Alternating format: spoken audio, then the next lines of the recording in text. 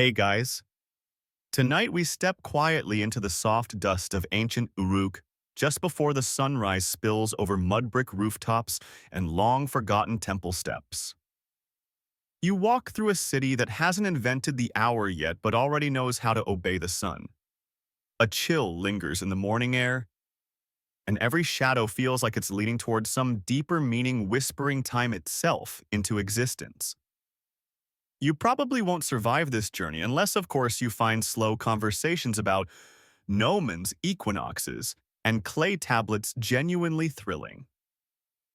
If you do, congratulations. You may be an honorary Babylonian scribe. So before you get comfortable, take a moment to like the video and subscribe, but only if you genuinely enjoy what I do here. And while you're at it, drop your location and local time in the comments. Let's find out if you're closer to sunrise high noon or the oddly specific Babylonian moment of acceptable shadow curl. Now, dim the lights, maybe turn on a fan for that soft background hum, and let's ease into tonight's journey together.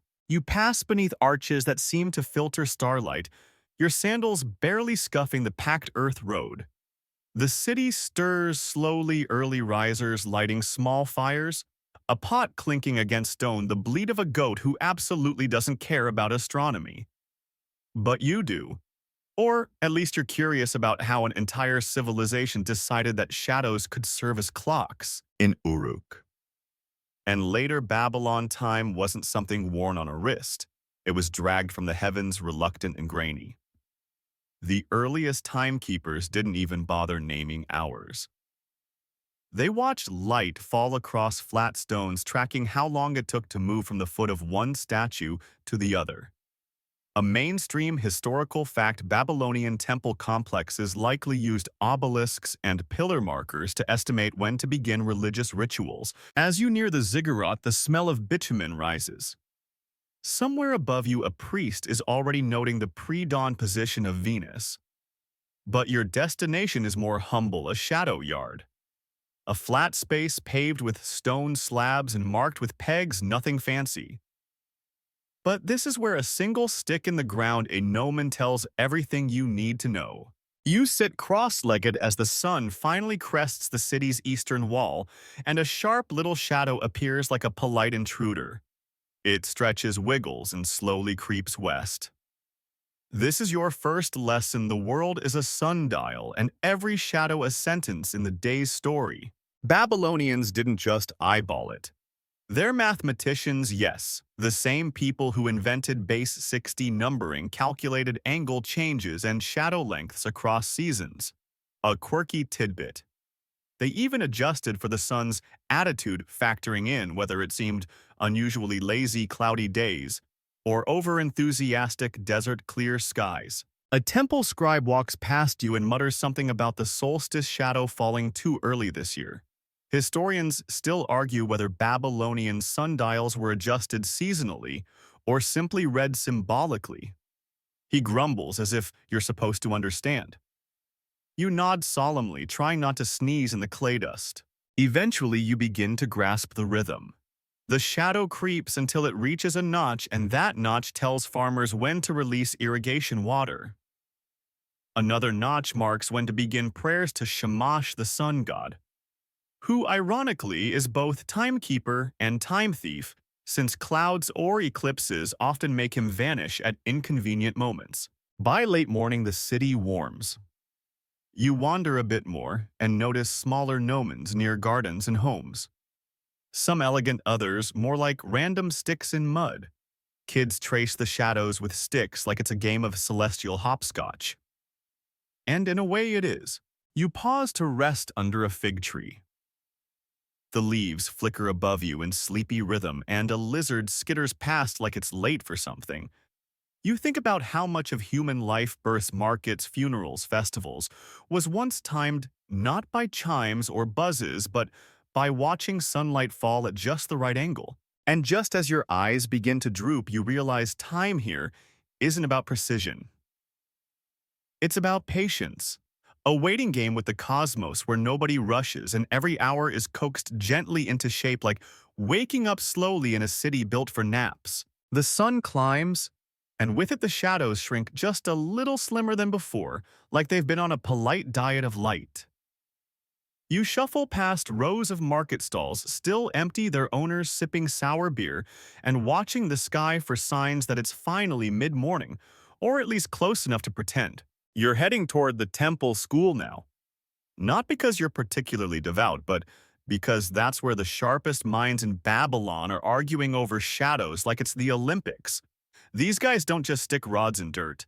They draw elaborate diagrams of sun angles, carve calculations into wet clay, and sip barley water like it's espresso. One mainstream historical fact: Babylonian scribes were some of the first to record systematic astronomical data. They didn't just stare at the sky, they logged it, measured it, debated it, and occasionally blamed Venus for unrelated crop failures. You walk into the shady courtyard of the scribal house where a junior apprentice is currently panicking over a broken stylus and a table full of baked tablets that look suspiciously melted. He glances at the sun. Great, noon's ruined. You don't correct him, but you do glance at the tall vertical gnomon planted in the school's center. Its shadow is curled under like a shy cat barely visible against the dusty slab. This, according to Babylonian reckoning, is the turning point of the day, the point when the sun reaches its highest spot and all shadow tries to vanish in protest. A quirky tidbit. Some scribes tried to define the exact zero shadow moment by standing on pots to check under the gnomon. Yes, seriously, and arguing over who saw no shadow first. Others used water bowls to check for exact reflection points, which sometimes led to debates about the cleanliness of the bowl rather than the accuracy of the sun. You lean on a column and absorb the logic. Shadow length equals time, yes, but also something deeper. The idea that time is constantly slipping away, measurable but elusive, a whisper, not a roar. Historians still argue whether Babylonian timekeeping influenced Greek sundials directly or evolved separately. A senior scribe mutters nearby, as if correcting someone in a dream. He drops a stylus into a clay pot, swirls it twice, and continues sketching out how many Biru double hours should exist between now and the goat milking ceremony. Time here isn't chopped into tidy 60-minute blocks. It flows in a curve, bending with the sun, changing with the seasons, and probably disagreeing with itself depending on who's watching. You think about how many of today's minutes were once scribbled in broken cuneiform shorthand tested with hand shadows and argued over in dusty courtyards. By late afternoon, the school empties. Shadows lengthen again, reaching like fingers toward their morning shapes. You walk through alleys that seem longer now, as if the day is stretching itself before sleep. A boy waves at you from a rooftop. He's balancing a pot on his head and tracking the shadow it casts. When the pot's shadow hits the third brick, he says it's time to stop practicing flute. You pass a sundial carved into the top of a low wall. It's simple, a half circle of pegs, a slanted stick, and markings that only make sense if you know the exact day of the year. It's barely functional, but oddly charming, like someone carved it just to keep the universe in check. You sit near the city gate watching the sun sink lower. The ziggurat's peak glows pink. The gnomons cast long shadows like ancient fingers pointing home. You can almost hear them whisper, "You made it through another circle." You close your eyes for a second and think, if a shadow can mark time, maybe rest can too. By now, the sun has drooped into a buttery tilt and you find yourself trailing behind a small caravan of goats, 2 clay jug-carrying merchants, and a priest who's more concerned with his shadow than his sandals. You're heading toward the western outskirts of the city, the fields and canals, because that's where timekeeping gets practical, dusty, and just a little bit squishier. Here's a mainstream historical fact for you: Babylonian farmers used shadow-based timing systems to regulate irrigation. Entire communities relied on gnomons or tall poles, sticks, even trees to determine when to open canal gates and for how long. If the shadow touched a particular stone or fence post, it was watering time. If it didn't, you waited or blamed your neighbor's cow. You step over a tiny stone channel filled with trickling water and pause by a field marker, just a rock with a worn groove, but it's meaningful. A farmer nearby grins, taps the rock with his toe, and tells you it's the third quarter stone. No idea what that means, neither does he. But his grandfather did, and that's enough. A quirky tidbit. Some Babylonian villages kept shadow calendars painted on walls or carved into tree trunks. Instead of days of the week, they marked which shadow fell, where long shade to the left of the fig tree might mean it's bath day market day or don't bother the fish god's day. These markings were often more useful than city decrees and far easier to explain to goats. You stroll farther west where the reeds get taller and the mosquitoes a bit more confident. A boy slaps his arm and points to a crooked pole leaning over a stream. "We use that one for birthdays," he says solemnly, though you're not sure if he's joking. The shadow falls across a carved tile, someone's special day perhaps. Or maybe just a reminder to feed the ducks. Up ahead, a group of canal workers argue not about wages or lunch, but about whether the shadow has touched the fifth post. One of them insists it has. Another accuses him of stepping on the line to make it happen faster. You consider stepping in, but they resolve the matter with a nap instead.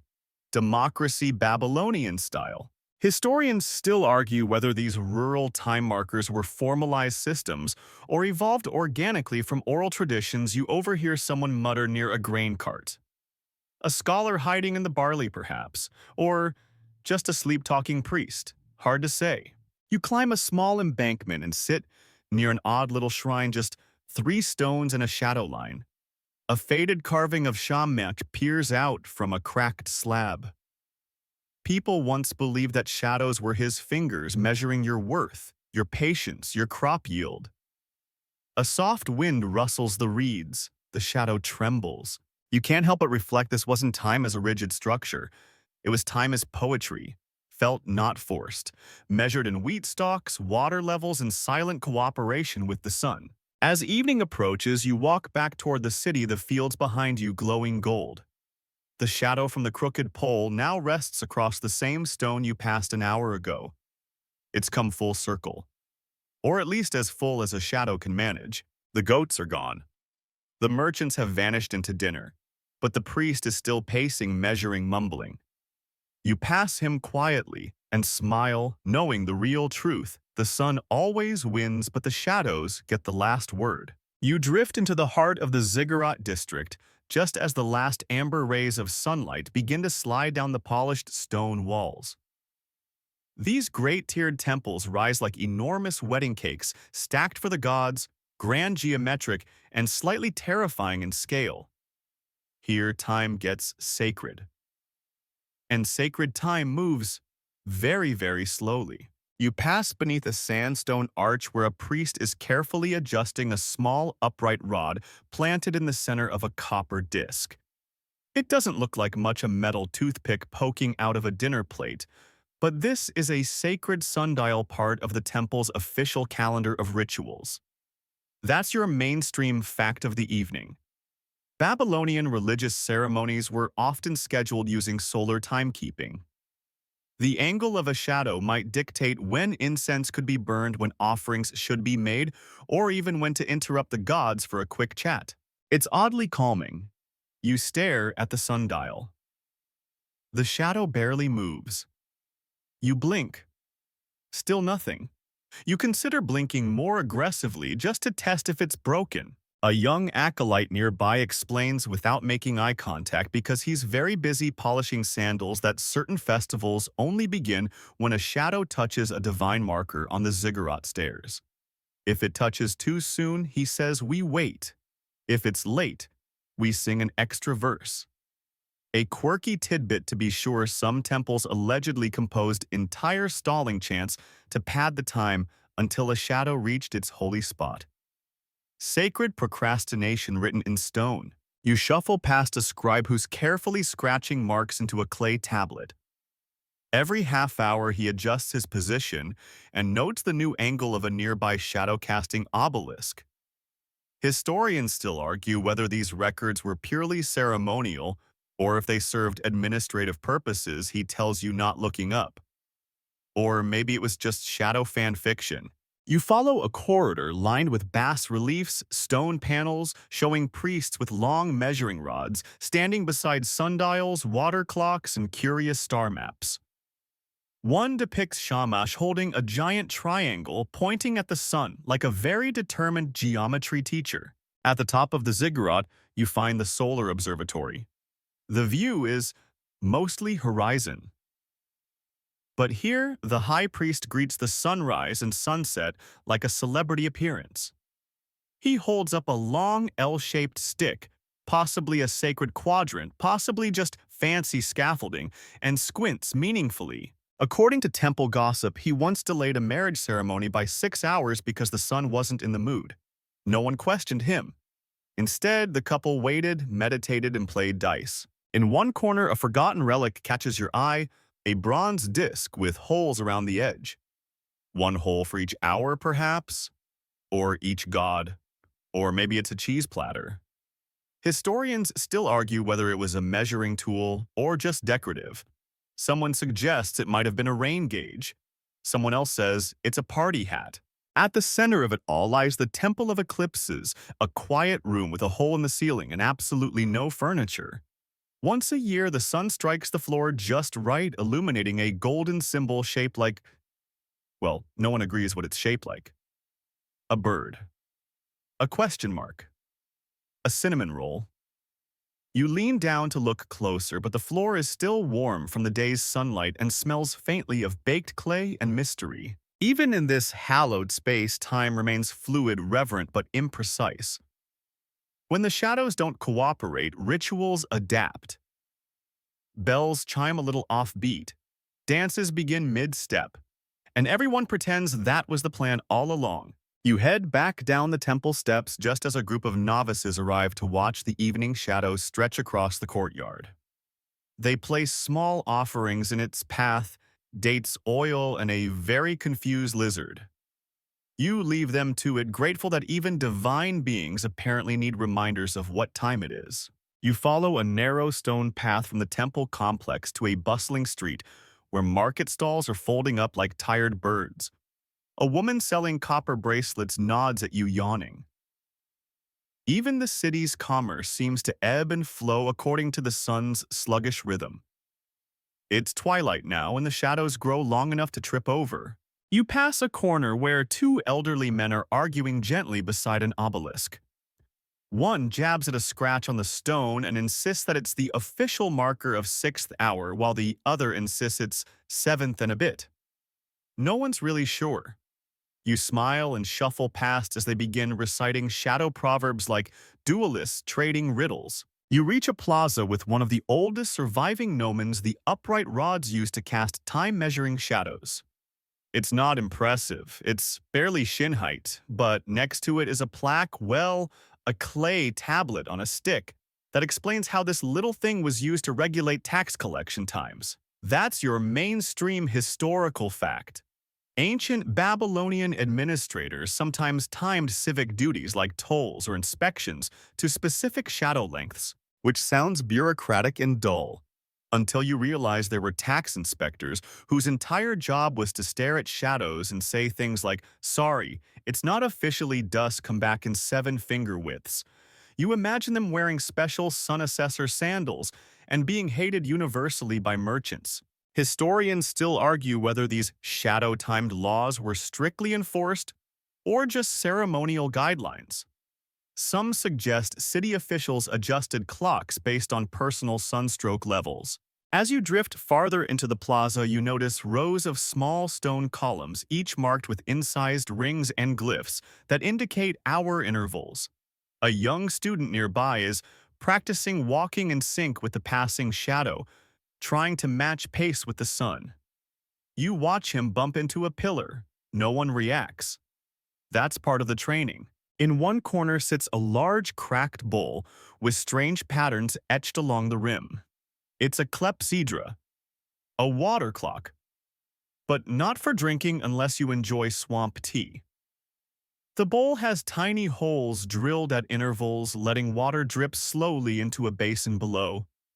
You stare at it. It stares back. Nothing happens. The passage of time has rarely felt so heavy. Still, this was the cutting edge once. Babylonian scientists likely used clepsydra to measure time at night when the sun was off-duty and torches cast chaotic shadows. One tablet even describes a backup sundial lit by lamplight, basically the ancient version of using your phone flashlight when the power goes out. A clay statue of a scribe sits beside the water clock, holding a stylus forever poised in contemplation. A fringe tidbit. Some scholars believe statues like this were positioned to witness timekeeping as if time itself needed notarization. Others say they just made good bird deterrents. You settle on a low bench as a temple. Youth wanders by holding a dripping ladle and mumbling third shift already. Apparently, he's monitoring incense rotations timed to when shadows hit certain altar marks. You note the faint smell of burnt pine and goat. Probably not the point. To your left, two priests are arranging small pebbles in the sand to simulate shadow movement. "It's for rehearsal," one mutters. "Just in case the sun's off schedule tomorrow." You admire their optimism. You start to notice how all these methods, sundials, obelisks, shadow tablets, water clocks form a quiet ballet. A choreography of timekeeping played out in stone metal and murmured prayers. Nothing is digital. Nothing is instant. Every moment takes its sweet, deliberate time. Just as you begin to wonder how anyone ever showed up on time for anything, you pass a wall scrawled with a joke in cuneiform. A crude drawing of a man with a long nose stands beside a lopsided sundial. The caption, roughly translated, says, "I was early. The sun was late. We met in the middle." You can't help but smile. The air cools. Shadows grow fatter, then fade. You shuffle toward a quiet alley where nothing at all is measured. No shadows, no drips, no scratched lines. Just the slow, unmarked transition into night. And for once, it's enough. The alley opens onto a small courtyard where fireflies blink like confused punctuation marks in the dusk. You pause. There's no clock here, just silence and the faint rustle of wind slipping past sandstone walls. For a moment, time forgets to tick, and you forget to care. You settle beside a trickling fountain, one that definitely predates plumbing, and let your thoughts wander. You picture an ancient Babylonian teenager being told to be home before the sundial shadow hits the third rung, and instantly regretting asking what time dinner was. Eventually, our issues catch a nearby wall etched with faint circular grooves and a single metal pin jutting outward. It's a horizontal sundial, slightly misaligned. A temple worker approaches and with almost ceremonial boredom adjusts the pin by a hair's width. Then he just walks away. You realize this isn't just fussiness, it's calibration. Babylonian astronomers took sundial accuracy seriously. That pin, it's called a gnomon, and it was often precisely angled to align with latitude.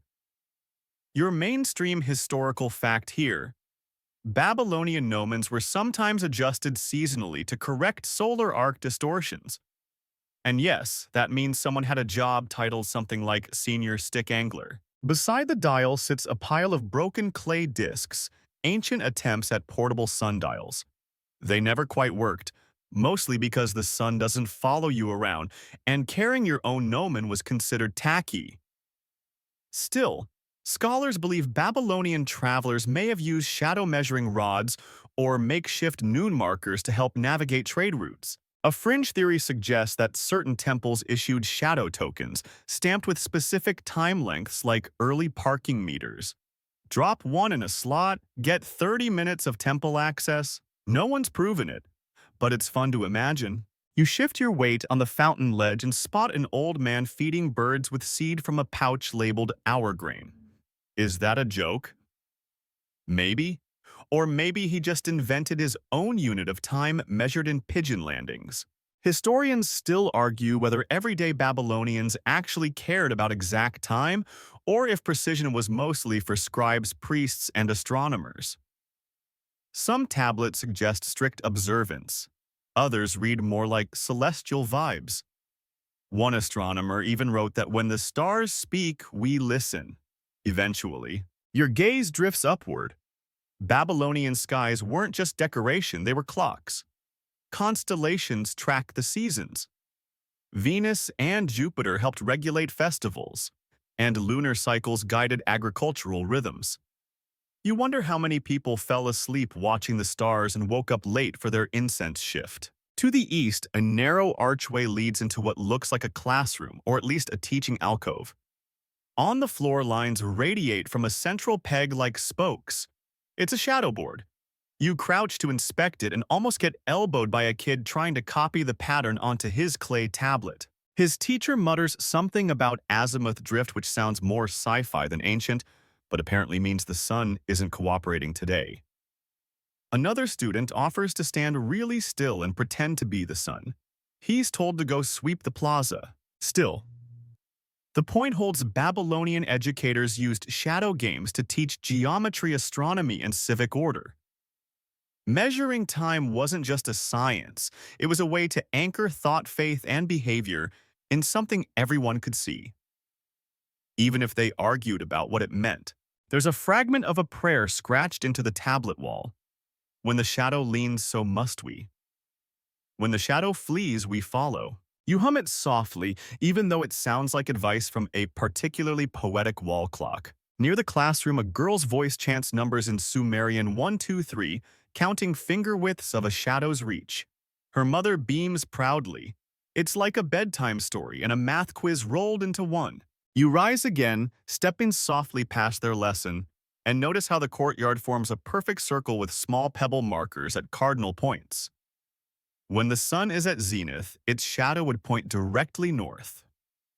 Now, though everything is quiet, softened by moonlight and time's laziness, you sit once more and close your eyes briefly. Behind your lids, you see Babylonians sketching time on wet clay. You hear water dripping in clepsydre. You smell bitumen melting under a sun that never cared what hour it was. All of it feels ancient, slow, inevitable. You exhale, and time finally lets you go. A crow lands on a lintel overhead and caws once, then falls silent. Perhaps aware it just disturbed a perfectly still moment in time. You watch it preen, and it reminds you the Babylonians didn't just read shadows, they also listened for rhythms. From bird calls at dawn to the beat of festival drums, their world was mapped not only by sun and stone, but by sound and repetition. You follow the sound of a distant reed flute, winding your way past a cluster of market stalls being dismantled for the day. The vendors hum as they sweep barley husks from the cobblestones. A boy is carefully folding a scrap of fabric with painted lines, possibly a primitive sundial, for sale. You squint. It looks like he's added a cartoon moon and labeled it closed at night. Cute. At the far end of the plaza, you discover a pavilion strung with copper beads that shimmer in the late light. Stepping inside, you're surrounded by hanging water clocks, clepsydre, each one gently dripping into polished bowls. The sound is hypnotic. Each drip is a tick without a talk. Your mainstream historical fact of the evening. Babylonian clepsydre weren't just bowls with holes. They were engineered with graduated markings to measure intervals, some accurate enough to time speeches, prayers, or star observations. Think of it as divine egg timers. One vessel has a stylized lion etched into its rim.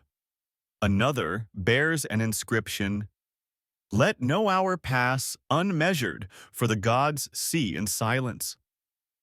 A priest in a blue tunic shuffles by, adjusting the flow rate of a particularly fast-dripping clock.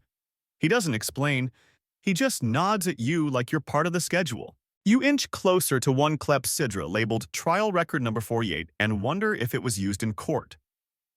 Scholars still debate whether Babylonian water clocks regulated legal testimonies. Some say yes. Others say the devices were symbolic or only ceremonial. Either way, it makes you imagine a defendant nervously eyeing a dripping bowl, hoping justice leaks slowly. Nearby, a man stares into the reflection of a sundial in a still pool of water. He tosses a pebble in disrupting the shadow's clarity. "That's the future," he says, grinning. Never quite still. You can't tell if he's a poet or just trying to impress someone, but it sticks with you. Babylonian timekeeping wasn't just about measuring it, was about mastering uncertainty. The sun could hide behind clouds. The water could freeze. Stars could vanish in sandstorms. So time had to be interpreted, not just observed. Another stall sells miniature time tokens shaped like lions, bulls, and stars. A sign reads, "Shadow pieces used before sunset." Fringe theory, maybe. Some believe these trinkets were used to represent allotted time for temple tasks or prayers, like tiny contracts with the cosmos. Most historians roll their eyes, but someone's buying them. A flute player passes by balancing his instrument and a bowl of figs. He nods politely, then plays a quick tune that mimics the sound of dripping water. It's kind of catchy.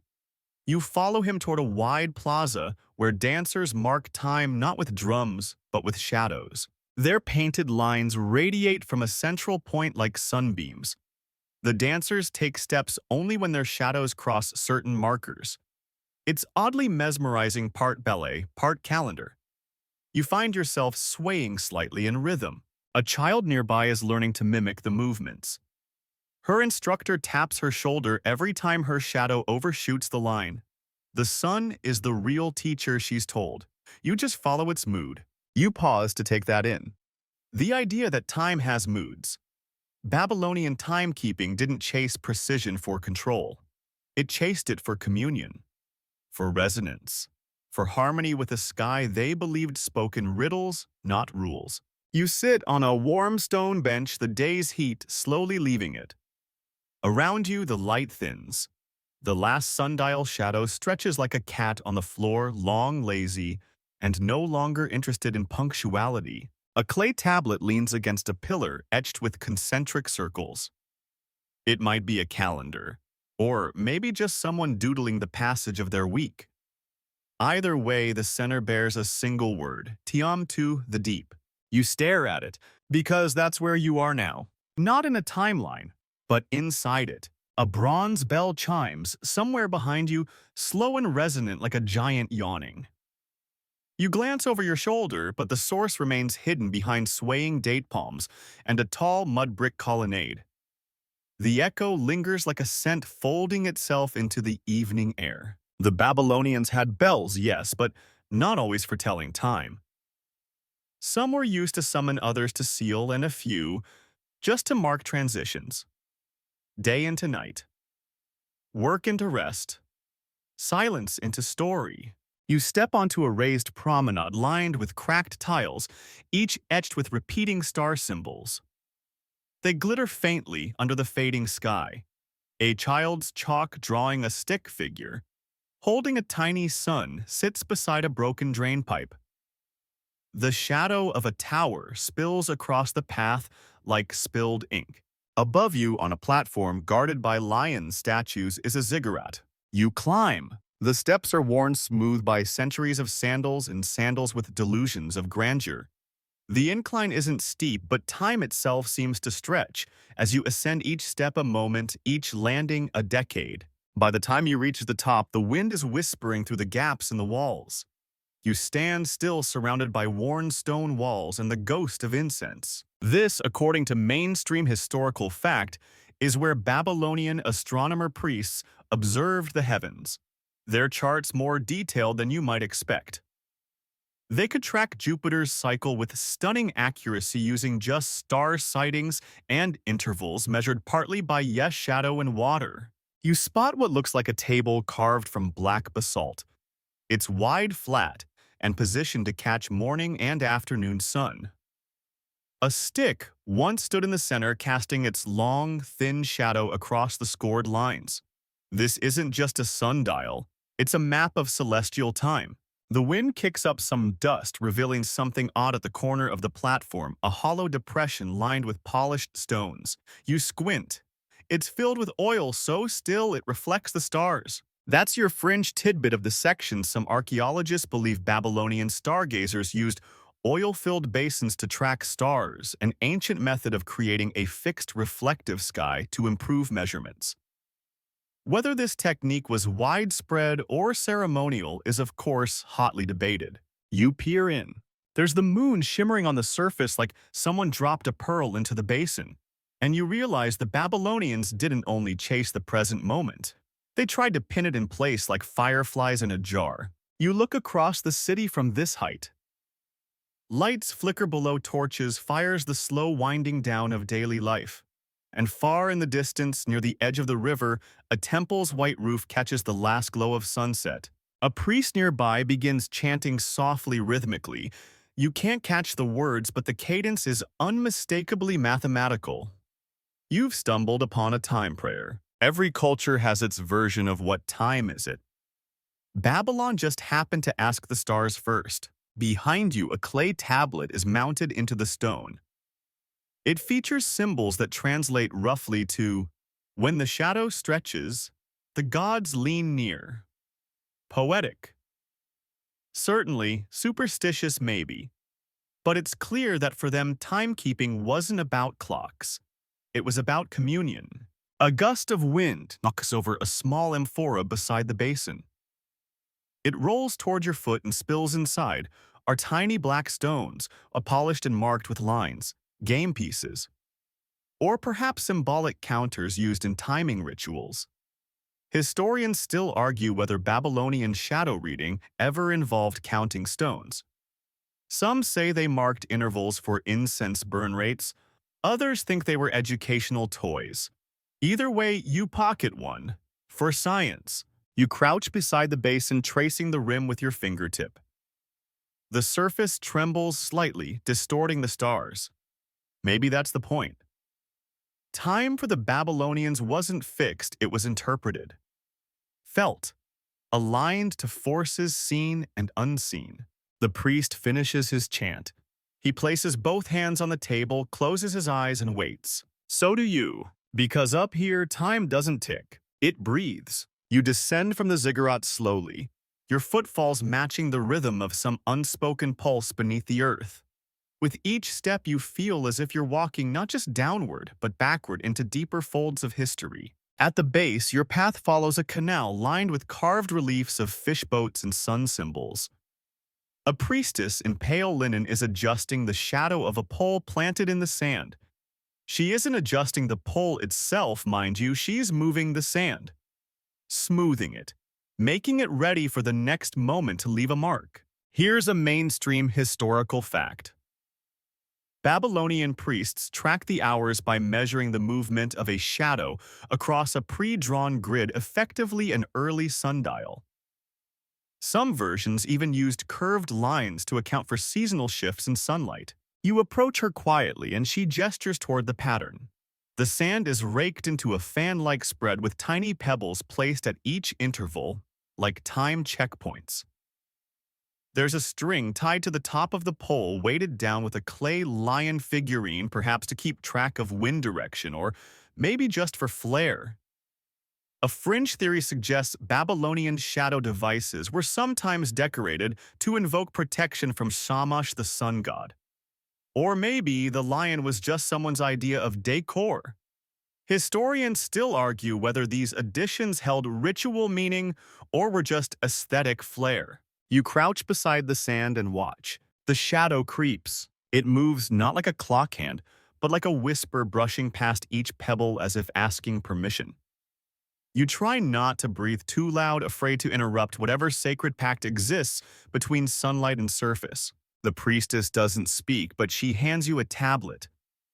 It's coated in wax with 2 neat notches carved near the top. She gestures for you to press a stick into the wax as the shadow touches the 3rd pebble. You do. It feels absurdly satisfying, like stamping a ticket no one will ever collect. Once done, she takes the tablet, nods solemnly, and adds it to a small stack of similar records. Babylonian daily life was governed by records, wax tablets, clay tablets, reed scrolls, all filled with shadows and intervals and measurements of the unmeasurable. You rise and follow a winding corridor through an archway of grapevines emerging into what looks like a courtyard dedicated to teaching. A dozen children sit in a circle around an instructor.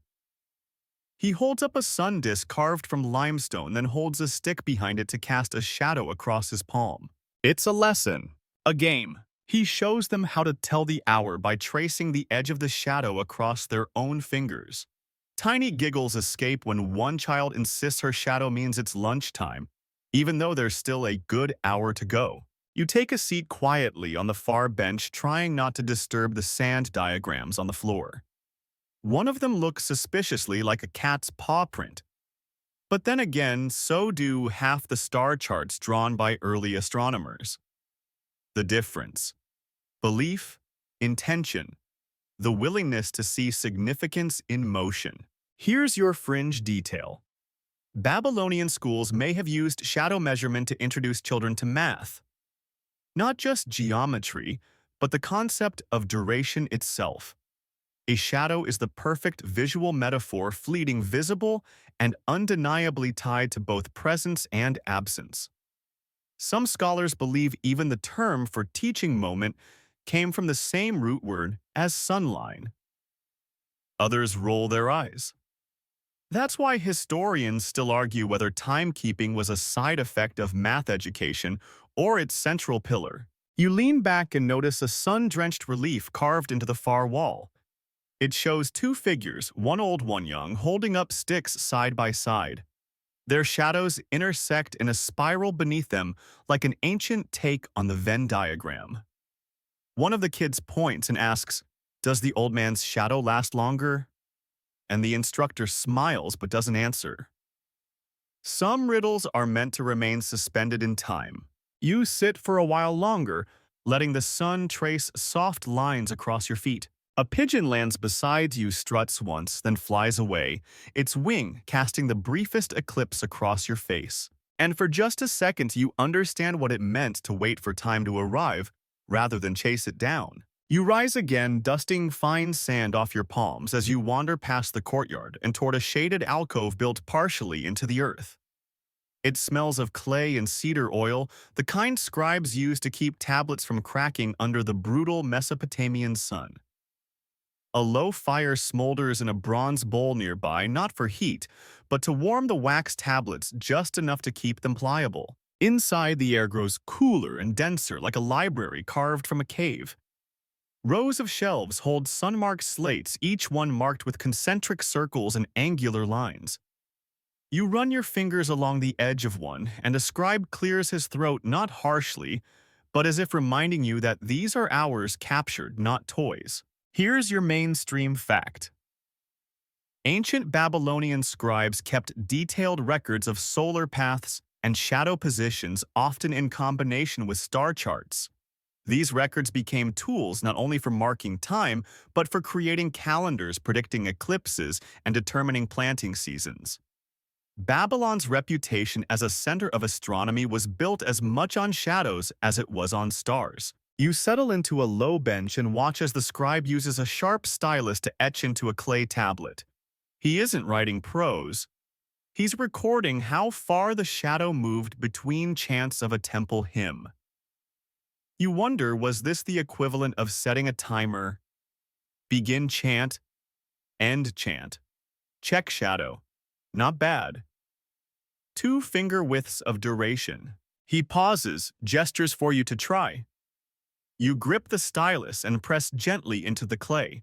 It feels like carving through softened chocolate, except each line feels loaded with consequence, as if time will forget you if you press too lightly. Or worse, remember you incorrectly.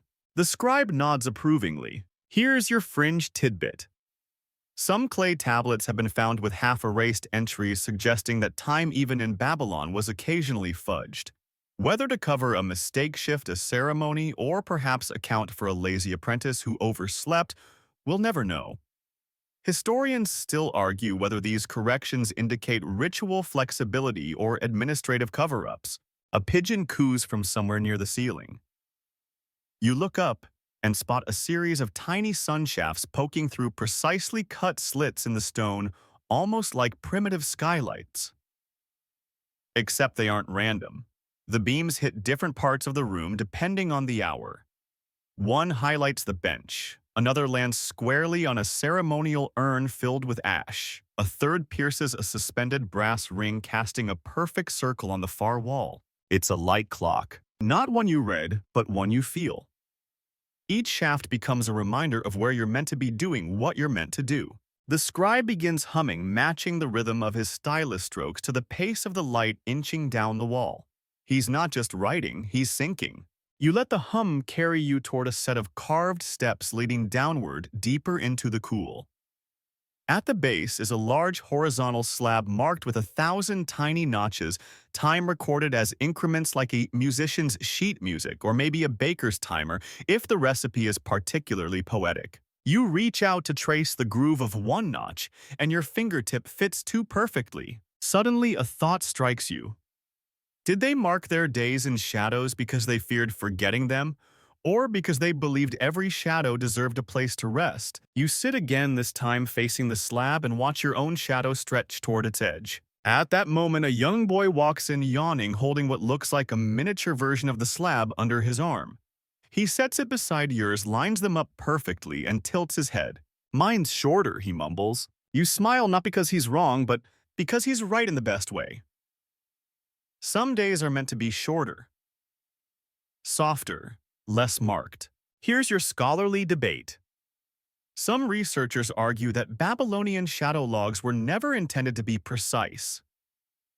Instead, they were meditative, ritualistic, an early mindfulness tool wrapped in clay. Others insist these were scientific instruments crucial to civic functioning. Maybe they were both, maybe neither. Historians still argue whether time was measured to guide the soul or to find the merchant. You lean back and let the cool stone press against your spine. Above, another pigeon flutters, then stills, and the scribe's stylus continues its slow, steady rhythm, an echo of the shadows crawl across the room like a heartbeat. You can't quite hear but feel just the same. You stretch your legs as the room grows dimmer, the shadow now climbing the wall like a sleepy cat curling away from the fading sun. You follow a thin corridor back into the warmth of the outside, blinking as your eyes adjust. The air hums dry and constant, and the smell of burnt fig leaves from a nearby brazier coils into your nose. You stroll along a terraced garden. Babylonian engineers, as it turns out, weren't just obsessed with time. They were also surprisingly good at plan arrangement. Here's your mainstream historical fact. The Hanging Gardens of Babylon. One of the 7 wonders of the ancient world, were believed to be a marvel of tiered architecture, irrigation, and plant cultivation, though whether they actually existed in Babylon is still hotly debated. Today you pass under a leafy arch of date palms and pomegranate trees, noting that the sun casts overlapping shadows through the canopy, some short, some long, all whispering different hours. A priestess kneels in the corner of the garden, arranging small polished stones into circles and lines on the ground. Her fingers move like a clock without a face, just rhythm and repetition. She notices you watching and beckons you closer. You kneel beside her, and she offers a smooth obsidian disc. Its edges are slightly worn, as if cradled by many generations. She gestures for you to place it into one of the shallow grooves carved into the soil. You do, and suddenly, the light bounces off its surface, forming a pin-thin line of brightness aimed directly at a copper bell hung in the vines. You just triggered a time chime. Here's your fringe tidbit. Some Babylonian sun-tracking devices may have involved small mirrors or reflective stones to mark ceremonial times with light flashes, precursors to sundial alarms if you like your gadgets with a sprinkle of mysticism. The bell sways once lightly, tapping a second bell that sits lower and to the left. A chime passes through the garden like a whispered reminder. The priestess nods. "That means it's time for honey bread," she says, dead serious. You blink. And just like that, a small woven tray is placed between you, flatbread, sweetened with date syrup, and sprinkled with ground sesame. A very ancient snack break. Done. You chew quietly while birds wheel overhead. Their shadows cut across the tiles like sundial hands and fast forward. Here's your open scholarly debate. Some historians argue the gardens themselves may have been part of a larger time-keeping complex temporal gardens where specific flowers bloomed at different hours, and the timing of shade and scent was as intentional as any sun shadow on a brick. Others insist the gardens were purely aesthetic or legendary, pointing out the lack of archaeological evidence. As always, historians still argue whether the gardens were real or just a leafy rumor rooted in Persian scribes' imaginations. Your feet lead you to a circular pool filled with still water. At its edge, you crouch down and see your reflection distorted by concentric rings. Then you realize it's not just a pool. It's a water clock. Small carved spouts feed droplets at steady intervals from a jug balanced on a tripod, and you can just make out ink markings inside the bowl that indicate the passage of time. You try to count the drips. Drip, drip, drip. No, wait, was that too? You've already lost track. A small girl steps beside you and points at the shadow cast by the jug's handle. When it reaches the middle, she says the clay oven's open. You wonder how anything this poetic can also bake bread. But then again, if you've ever scheduled your lunch based on the smell of cinnamon, you're not so far off. She offers you a piece of fruit fig, probably, and skips away, leaving you with a sticky hand and the gentle sound of dripping time. You lie back on the warm tile floor, letting the last rays of sunlight tick across your body. A slow sigh escapes, and you wonder if maybe Babylon didn't just measure time. Maybe it lived inside it like honey inside a comb measured golden and sticky in all the best ways. The warmth of the tile presses into your spine as you slowly sit up. Fig juice, still tacky on your fingertips. Above you, the sky has shifted. The sun now leans lazily westward, dragging longer shadows across the garden's stone paths. The birds have gone quieter, replaced by the occasional thump of sandals and the creak of rope pulleys, hoisting water from hidden cisterns. You wander beyond the garden into what feels like the beating heart of the city. You pass scribes hunched under reed awnings, their styluses scratching over clay. And ahead, a wide, empty plaza marked by what looks like a standing stone with angled slots carved across its face. A few passers-by glance up at it, nod, and continue on. You've just stumbled into another time-telling device, one even less subtle than a sundial. Here's your mainstream historical fact. Babylonian obelisks, or gnomons, were used to measure hours based on the angles and lengths of shadows cast throughout the day. These massive stone shafts doubled as both public clocks and instruments for observing celestial shifts like solstices. You step closer, watching how the narrow slits along the stone's edges catch slivers of sunlight. Depending on the season, different slots will glow or remain in shadow, giving clues not just about the hour, but about where Earth sits in its long, looping dance around the sun. That's right. Babylonian timekeeping wasn't just about today, it was about anchoring today to forever. You hear a soft chime behind you, this time metal against stone. A young boy is tossing pebbles against another obelisk. His aim is uncannily precise. You raise an eyebrow. He shrugs and says, "I mark my hours by hits. If I miss, I'm early." Technically genius, also completely unreliable. Here's your fringe tidbit. Some fringe scholars suggest that children in Babylon may have played games around time structures using gnomons and shadow markers as informal calendars for games gossip or teen romance. One broken tablet even refers to love letters cast at the seventh line, which is either poetic metaphor or ancient pickup strategy. You follow the boy's path toward a cluster of raised platforms where elderly astronomer priests sit cross-legged with waxy charts and complicated-looking ropes. They nod at you without breaking rhythm. You pause beside them and look down. Beneath your feet, tiny bronze pins mark the plaza floor. Some seem to form arcs. Others sit in neat spirals. It clicks, this entire public space is one enormous astronomical calculator. Here's your open scholarly debate. Some historians argue that Babylonian cities were designed with celestial geometry in mind, that entire street grids were aligned to stars, planetary risings, or solar events. Others say it's coincidence or perhaps symbolic rather than functional. Still, the math is suspiciously beautiful. You circle the plaza, trailing your fingers along low walls etched with star shapes. One resembles a seven-pointed wheel, which an elderly priest identifies as Ishtar's cycle. Time's not just up and down, he says. It spins. He hands you a small wax disc marked with constellations. It's soft in your palm, melting a little from the heat. He warns that one only works until moonrise. You smile, noted. Further down the street, you hear a lullaby being sung by a merchant's daughter rocking a basket not filled with a baby, but with clay tokens. You ask her why, and she grins. My father sells time. Turns out she's not joking. Her father emerges with a belt of small clay tags, each etched with numbers and symbols. Rent a shadow, he says proudly. One for each hour. Guaranteed sun exposure. Return by dusk. You suppress a laugh and admire the hustle.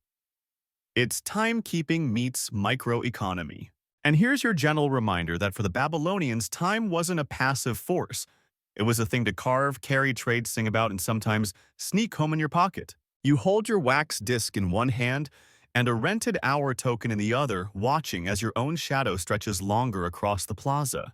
The boy hits the obelisk again. Ding! 1 hour left. You better make it count. The air thickens with golden dust as you make your way eastward toward the riverbank. Light slants low. Now shadows lengthening like stories passed from mouth to mouth. You pass through narrow alleys lined with blue-glazed tiles, their surfaces catching just enough twilight to glow faintly like memory preserved in ceramic. You're heading toward the ziggurat, Babylon's famous layered mountain of sun-baked bricks. Not because you're particularly spiritual right now, but because on its third terrace sits one of the strangest timekeeping devices you've ever heard of, a shadow harmonizer. No, really. Mainstream historical fact. First, Babylonian ziggurats weren't just religious centers, they were also observational towers used for celestial tracking. From their high vantage points, priest astronomers would study planetary movement eclipse patterns, and yes, shadows cast by sunstones embedded in the terrace floors. As you climb the final flight of stairs, the view stretches wide farmland canals, the glint of merchant barges drifting lazily down the Euphrates. And at your feet, a curious sight, 5 carved pillars each, angled slightly differently, surrounding a polished copper basin filled with water. Reflections flicker in the basin's surface, and your own silhouette flits between the standing stones as you approach. A priest waves you over and nods toward the basin.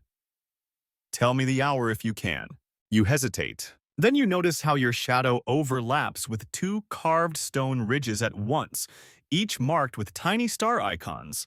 The priest hums approvingly and mutters, double cusp. 8th hour, you arrived at a hinge. Fringe tidbit.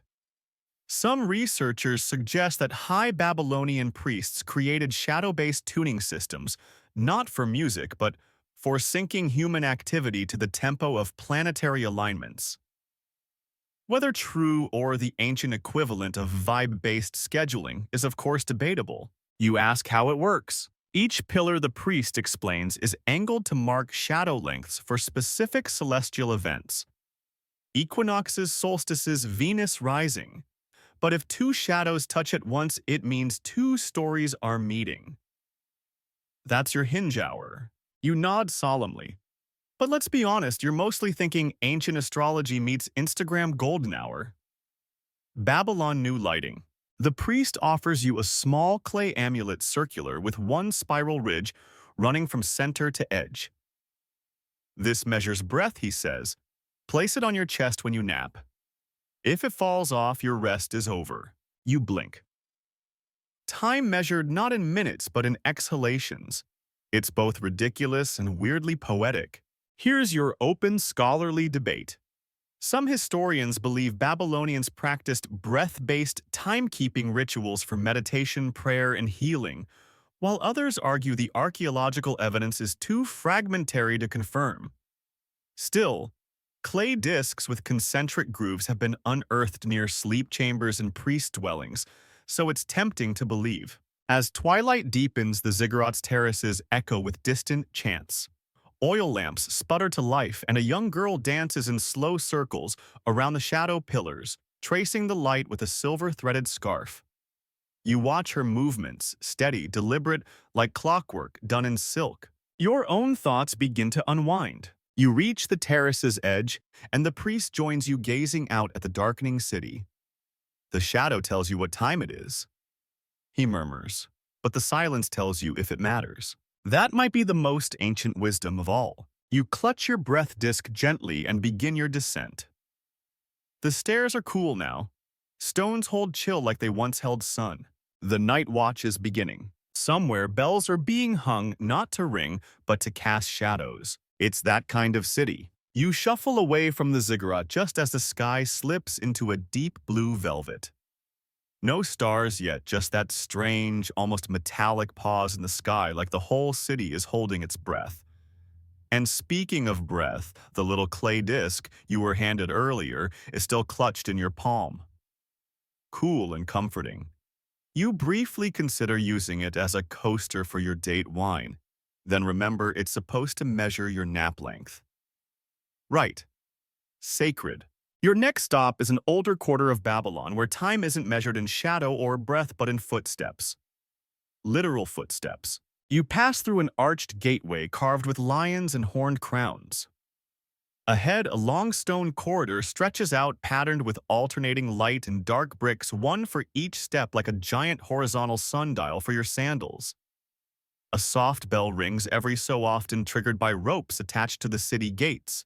It's like Babylon's version of a wind chime alarm clock. Mainstream historical fact. Babylonian gatekeepers were among the earliest documented civil timekeepers. At sunrise and sunset, they'd walk fixed-length paths while chanting measured invocations. This not only alerted citizens to time changes, but also calibrated public rituals and temple routines.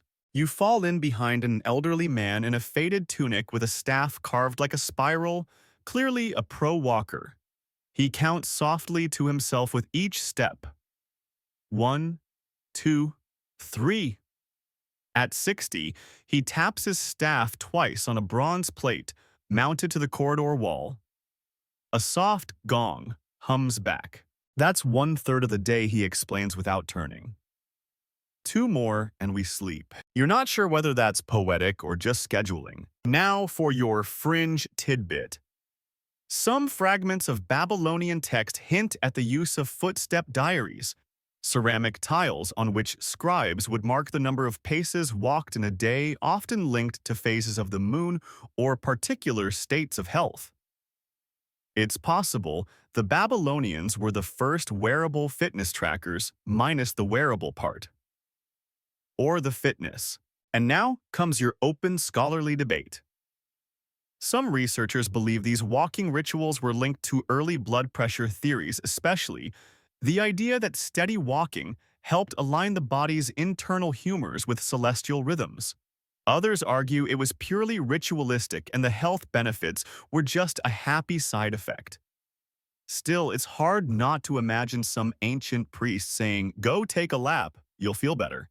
You and the walker reach a plaza filled with low tables, clay mugs, and men playing a dice game with stone cubes and scratched-in boards. Someone laughs too hard and knocks over a pitcher. Time in this corner of Babylon is soft fluid. Less a series of numbers than a rhythm passed between voices. One boy taps your arm and points to a sundial made of dyed rope stretched in a circle. Colored shadows fall between each segment. Red for dawn, green for midday, indigo for night prayers. A cat sits squarely in the midnight zone, licking its paw as if on cue. She always does that when it's prayer time, he says. Her shadow is very accurate. You stare at the cat. The cat stares back. It's unclear who's keeping time now. As lamps are lit and clay ovens fire up for evening bread, a new form of timekeeping drifts into the air music. A slow drumbeat begins from somewhere behind a curtain. It matches the tempo of your steps without trying. People begin clapping softly. No announcements, no whistles, just rhythm. A kind of communal metronome for dinner. You settle onto a worn cushioned clay disc now on the ground beside you, like a pebble that's outlived its ripple. The old walker takes a seat across from you and murmurs, "Best time of the day when nothing must happen." You nod.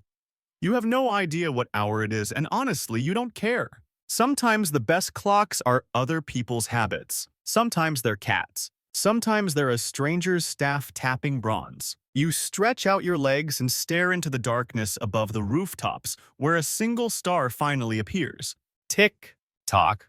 Babylon never built clocks like ours. They just made sure life was full of things worth measuring. The sky has finally inked itself completely, a rich obsidian curtain drawn over the city. Lanterns flicker on balconies. Somewhere far off, a reed flute sings a tune so slow it feels like it's dripping through the air rather than echoing. You rise from the cushion, your body full of bread stories and something you might generously call ancient enlightenment. You wander through narrow streets where shadows lean long and soft. Time here, if it's even moving, doesn't seem to mind being watched. You pass an open courtyard where a group of apprentices sit in a tight circle around a low basin of water, their fingers tracing shapes in the surface, waiting to see which will ripple last. They're not playing. They're timing. Mainstream historical fact. Babylonian astronomers and mathematicians did use water clocks, clepsydras, to measure time at night or indoors when shadows couldn't help them. These devices slowly dripped water into or out of marked containers, and their designs were surprisingly sophisticated, often regulated by siphons and floating indicators. But tonight, the water bowl is for something else. The teacher, a scribe with silver-streaked hair, explains gently. The calmest finger makes the last ripple. This is how we learn to wait. You reach out tentatively and touch the water's edge. It shivers once and then stills. The circle nods at you in approval. You've passed an exam you didn't know you were taking. Quirky tidbit. A few Mesopotamian fragments describe children's games where players timed each other's patience using dripping water or flickering lamplight. It's possible one early form of hide-and-seek involved hiding during the duration of a single water clock drip, turning time into something playful and quiet, like bedtime itself. Now, as for debate, some scholars argue Babylonian water clocks were never accurate enough to be useful for anything but approximations of ritual time. Others insist these devices, combined with star charts, formed the basis of temple timing systems and may have influenced Greek horology centuries later. There's even fringe theory suggesting the Babylonians timed medical treatments based on the flow of water. Though hard evidence remains elusive, you step back from the courtyard and re-enter the city's pulse. Near a bakery, an old man snores on a stool, head tilted against the wall, a clay cylinder seal hanging from his neck. Next to him, a tiny carved lion glares upward from a stone gutter. Someone's leftover dice clatter against it with the breeze. Time has melted. Not vanished, just melted. It now coats the buildings in softness. It rides the wings of birds tucked in rooftop nests. It hums through pottery left cooling in shadowy alcoves. And in the distance, temple bells don't chime, they sigh. You walk slower now, past a mural of winged bulls, past cracked bricks that still remember the sun, past a closed astrologer's stall where the zodiac signs are painted in ochre and indigo above a sign that reads, "Come back tomorrow." Stars will still be there. You believe it. You pause beside a reflecting pool, and there it is, your shadow. Long, sleepy, and oddly proud of itself. It leans with you, not in hours, not in seconds, just in stillness.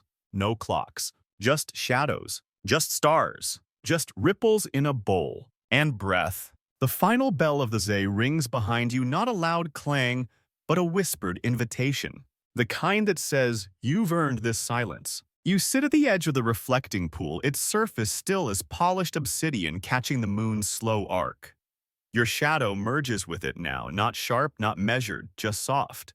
The city behind you fades into a lullaby of clay and dust, ancient yet familiar. A breeze stirs. It doesn't carry urgency, only memory. The warm weight of bread at dusk, the quiet count of footsteps against stone, the echo of bronze tapping out the thirds of a life. You close your eyes. Around you, Babylon continues to breathe in rhythms you no longer need to track. There is no alarm, no deadline, no sharp tick chasing you through rooms.